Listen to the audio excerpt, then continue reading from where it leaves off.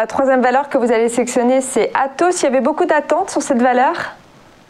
Oui, alors il y avait de grosses attentes, surtout que c'est une valeur qui déçoit depuis maintenant plusieurs trimestres.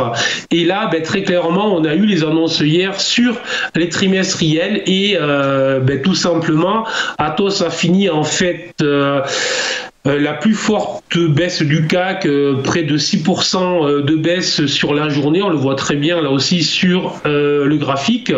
Et surtout, c'est une valeur sur laquelle j'étais méfiant depuis un certain nombre de semaines, puisque là je vous ai mis en fait un graphique en données hebdomadaires. Ce graphique en données hebdomadaires montre très bien que depuis maintenant 3 ans, c'est une valeur qui bloque sous une zone, je vais y arriver, sous une zone qui est située au-delà des 78 €. Et on voit très bien qu'il y a eu en fait une accélération il y a 3 semaines en arrière et que cette accélération s'était produite sur un niveau support autour des 61 €. Après l'accélération baissière d'il y a 3 semaines, il y a eu des acheteurs ont essayé de jouer un rebond.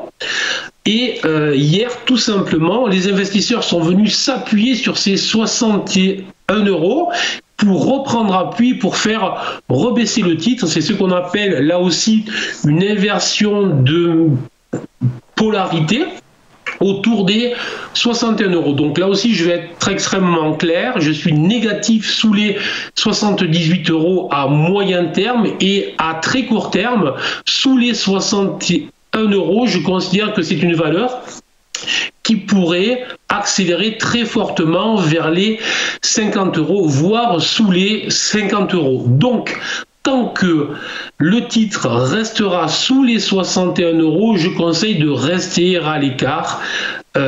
Et si jamais la valeur revenait au-delà des 61 €, on refera en fait une analyse en fait ici même pour voir s'il est temps de revenir.